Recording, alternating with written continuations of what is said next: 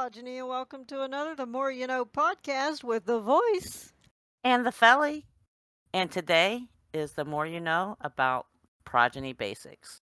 This one is for all you newbies out there. How do you transition to being a vampire? Your world, as you know it, has now changed forever. There are a number of places for information that can help guide you in this new journey.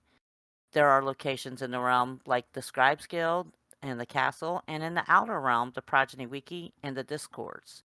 There's also a realm guide created by Diabolic Antonia located at the Scribes Guild. That's right. And now you're a vampire wherever you go. You now feel the hunger. You need to operate in secret and hold our secrets sacred. So, welcome to our realm. Your main goal is survival.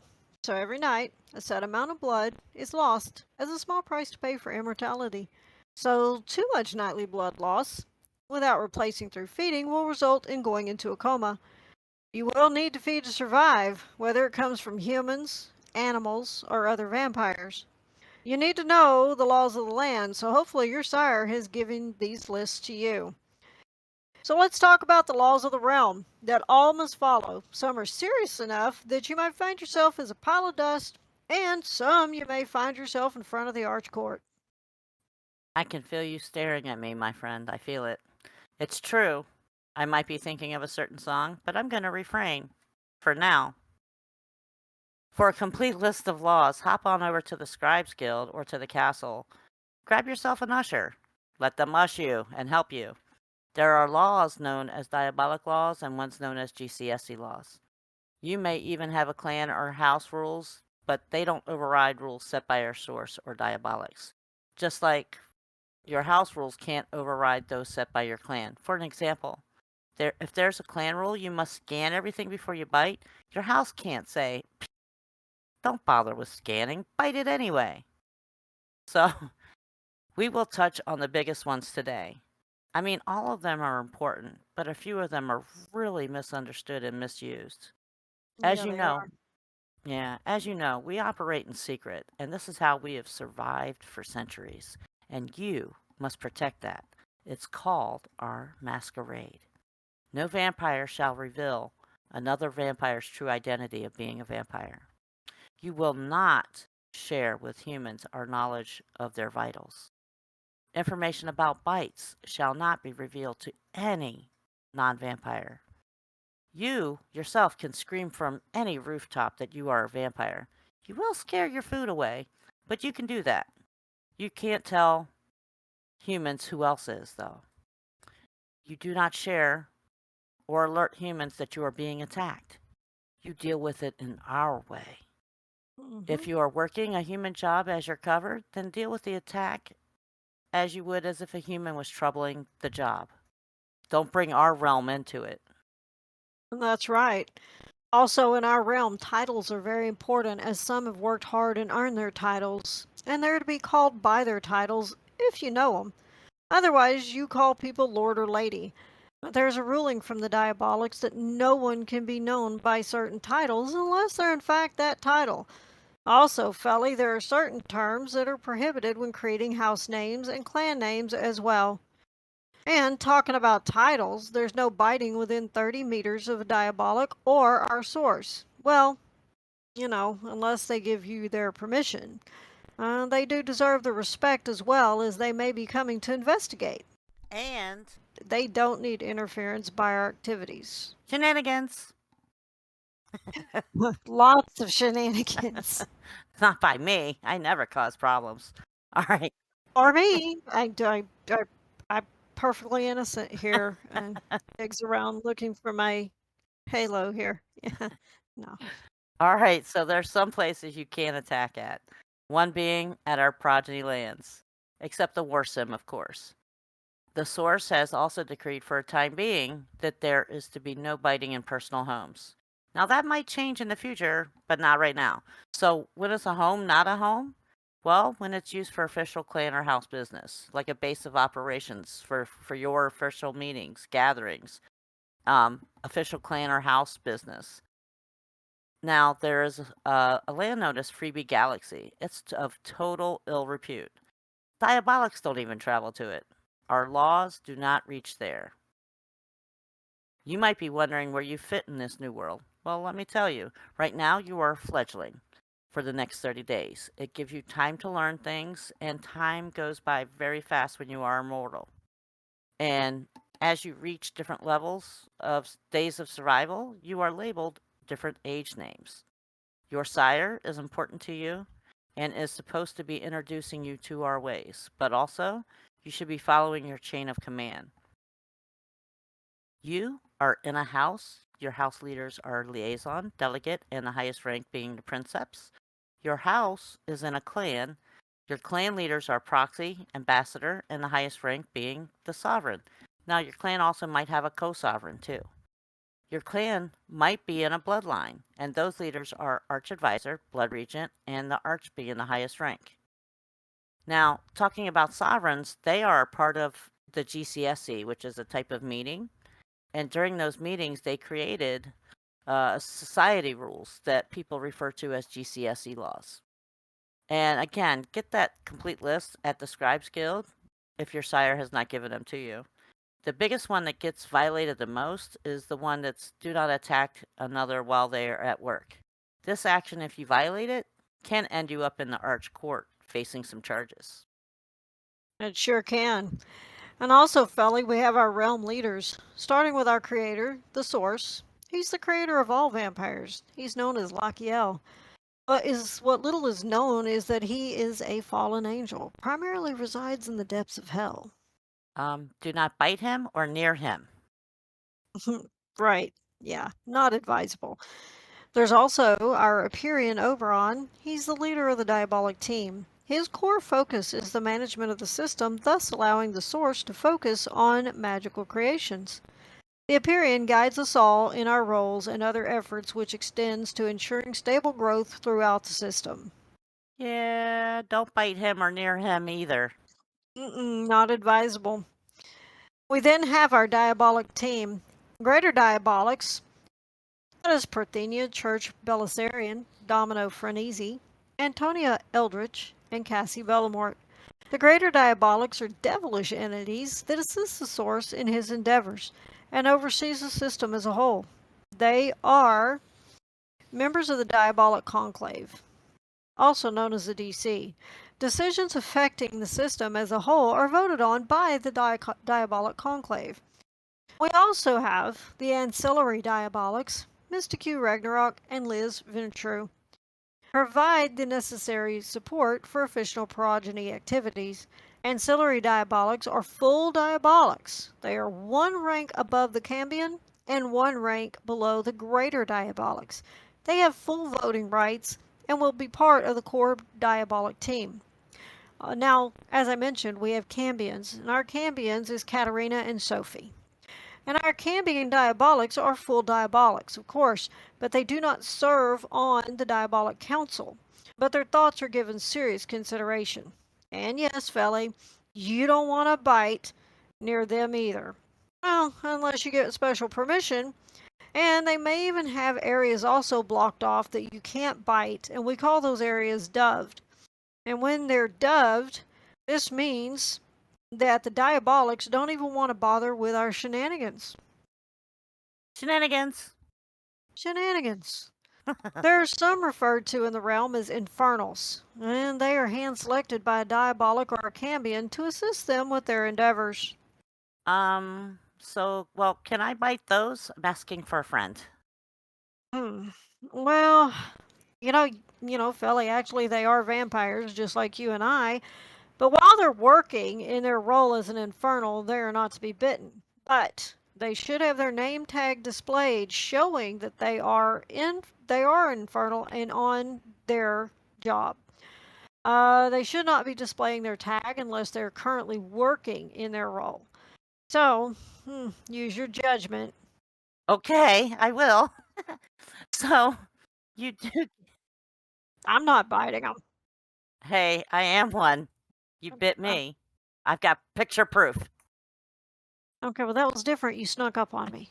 What? It was just, you know, I didn't see you told me to coming. You bit come me.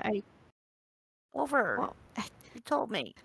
Maybe I was dreaming or something and talking in my sleep, Oh my you know? goodness. I All mean, right. Anyway, I was sleep biting. I was sleep biting. anyway. So you get magical help identifying us about in the realm, as well as checking your own self. And we refer to this, oddly, as scanning.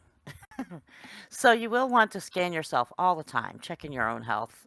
And your scan gives you information like your clan, who your sire, if your clan's in good standing, um, what your house status is, and most importantly, it gives you your blood level, and it also should, make sure you're not dead.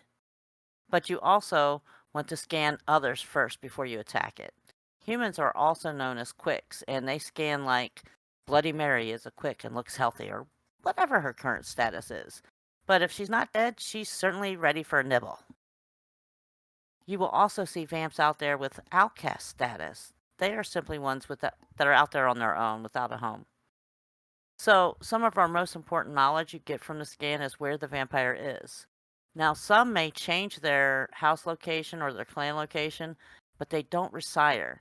So, the bloodline is not really the most important thing you get from the scan. The house and clan is.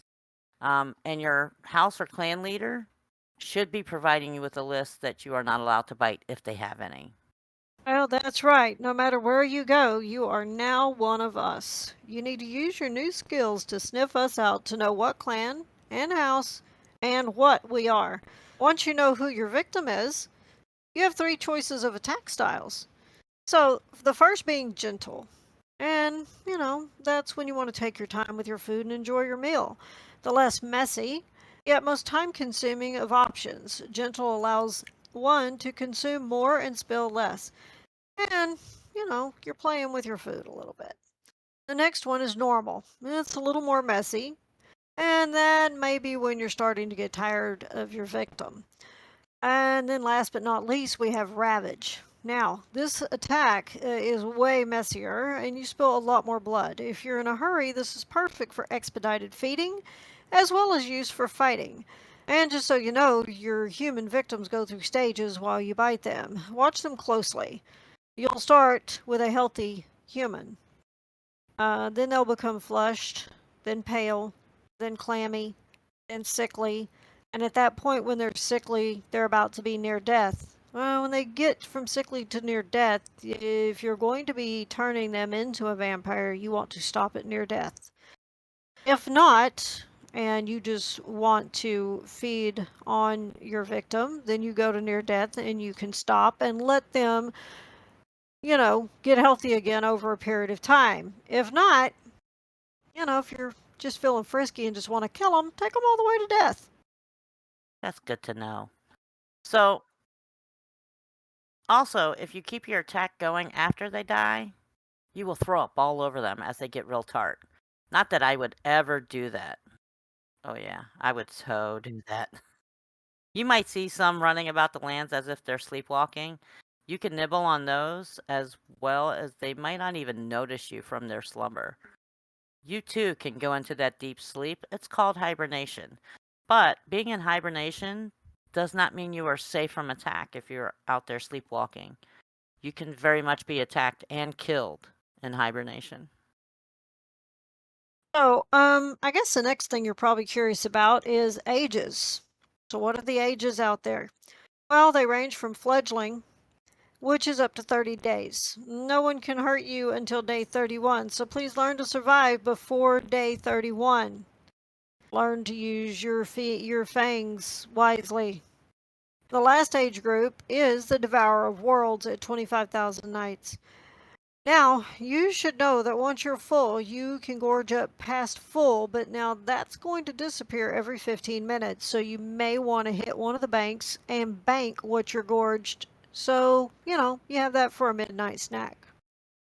You know now that there's three attack styles, but you should know you must, of course, be facing your target at all times. Never turn your back to them, and you have to be close. You can choose some magical settings to show you how close you are to your victims. Yes, you can. And you can also set up a magic system to alert you if a person is attacking you.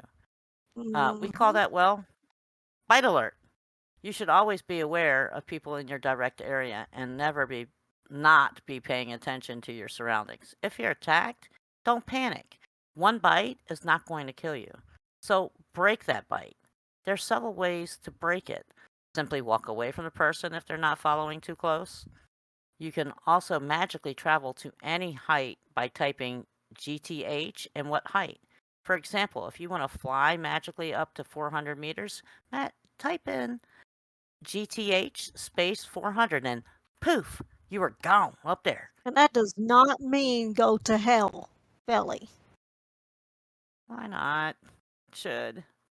All right. I mean, why do they have to fly up? Why can't they fly down? Well, you can fly down if you're up in the air. If you want to magically then travel to the ground, type FLR. Now, you can also just very simply leave the area. Now, what you should have done is before you left is grab a scan of the person along with the bite alert.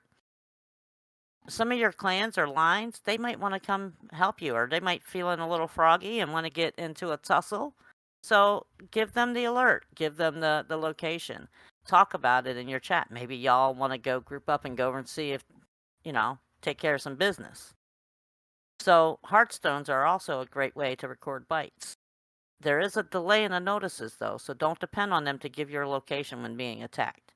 Your sire and maybe your house leader may want to get one for you. Those things are very handy. Even though right now there's a rule directly from the source, no biting at your home. That may not always be a rule, and you should defend your home. Pre-ban people on your land. Have a magical orb up. Make sure you know how to eject, freeze, and lock your land to your group. Unlock your group to invite only. Make sure no one can add objects to your land that are not in your group of friends. And make sure that no one can hear you from outside your home. Make sure your public profile doesn't have your home or any location you don't want people to know about in it. You can defend your home by any means possible to you as those that are come there are trespassing. They sure are. And you might want to add some different locations, like crazy locations to your photos, like say, hey, we're visiting this and da da da da da. And you just take them on a tour of the realm. It's kind of fun. So remember, your number one goal is survival. So simply put, do not die. Be wary of your surroundings. Do not accept things from random people. They might have trackers in them. So when you go feed at random places and times. Don't be predictable. Feed daily. You should always stay full. And fella, you can also store blood for emergencies by adding to a blood bank. And you can find those by the Scribes Guild, within the Progeny Castle, or on your clan lands if those tools are available for you. Yes, indeedly, you sure can. And if you're engaged in combat, especially watch your scan and your blood bar on your scanning device. Remember, do not die. And also, Don't die. don't die. Don't die. Don't do it. Don't die. Don't do it. And if you die, you Don't do lose it. all of your potency anyway, so don't die. Don't die. Okay, so your house or your clan or even bloodline may also have many more tips and tricks to assist you in not dying. So now we talked all this about not dying and don't do it. So what happens if the unthinkable happens and I somehow do die? Well, Felly, as you know, in our realm, nothing is permanent. If you're in fact in a coma, a status induced when a vampire succumbs to their nightly blood loss due to lack of feeding, or slain by another vampire. You'll see in your scan that your blood has reached 0 liters. So coming out of a coma requires the assistance of another vampire at a revival altar with the help of potency. Or, if you're slain for 10 days and have to wait for coma status. Vampire restoration now, that really is a last resort. I'd life into pieces. This is my last resort. Suffocation, no breathing. Oh, I'm sorry. I got carried away. Oh, it's okay. I like that song. Go ahead, continue. There's language in it. That's why I stopped. There's language. Oh, okay. Well, here's a taco felly. Hey. As long as you were feeling it at the time. I was feeling it. Loves the taco. Thank you. Awesome. All right. This magical potion exists as an immediate solution to bring vampires out of slain status, but at the cost of substance permanent to your nightly loss. Meaning that if you drink this potion, your nightly loss will forever be higher. It will never go down. So, do that as a last resort. Now, we do have another option, and sometimes, depending on the situation of your death, you can contact the friendly neighborhood diabolic for a revival. Just don't make that a habit, and it also depends on if they're feeling extremely generous at that point. True story. True enough. Well, we hope all this helps you in your beginnings of walking in the shadows with us. There's certainly more for you to learn. So make sure you join our Progeny group, watch for the notices, and explore our realm. There are chat rules as well to help keep our realm as respectful as we can, even while we cause murder, mayhem, and we have shenanigans. Shenanigans. Welcome to the darkness. Yes, welcome to the darkness indeed. Thank you guys for watching another The More You Know podcast with the voice. And the felly. And remember to come back and see us, and be sure and like and subscribe. You won't want to miss what's coming next. You sure don't.